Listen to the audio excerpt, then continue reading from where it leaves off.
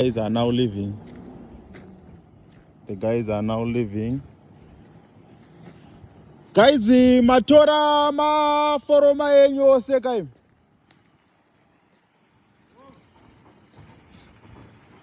Hai mufamba bhova mana.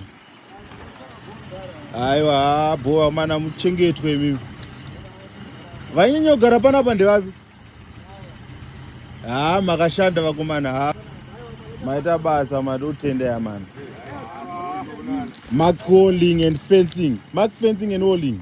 Mark fencing and hauling. But I don't ever order exactly. You understand? Aiwa guys, remember kadaro. You see guys, mark fencing and hauling. You know we actually kwamuri all over Zimbabwe, and you know we are nematuru simukona. They've been here for time yanga vachishanda nematurusi avaya avakudzokera nawo rekaindite muchiona face yangu ndonga makundionawo. They've been here nematurusi ese and vane maturusi akawanda zvekuti chero vakava vari kuhurungwe vachiisa vachiforomera ikoko ukavashedza futi kukaroi ukavashedza kana kunzi kuti kuchiredzi vanouya usatya kuti hanzi ndanzwa kuti vari kuchiredzi saka kunogokwe aewa vane timu yakawanda. These guys, they are so dedicated. So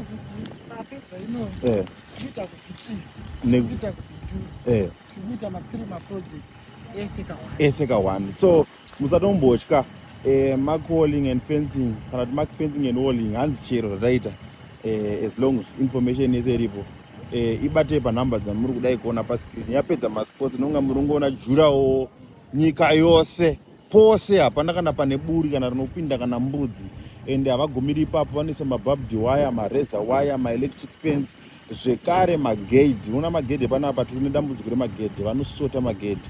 Usazokangana vandisendera kamagedhi amunoita.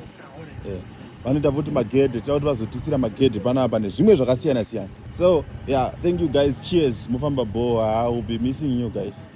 Tichange ndichitoya kubasa kwenyu ndichitomboona kuti muri kufambisa sei. Fara takapiwa mukana naTaiti kuti tiwe basa ndizi greatest opportunity patiri. Wow. Azvingowanike pese pese. Ende tikufarawo kuti basa rawo rabudawo zvakaita sei zvakanaka zvokutiwo vari kufarawo. Saka tiri kuvimbisa mabvirawira. Tiyawo varungu uyai honai ka tinozvigona izvi tochigona chibasa ichi. Aiwa zvinoita chete saka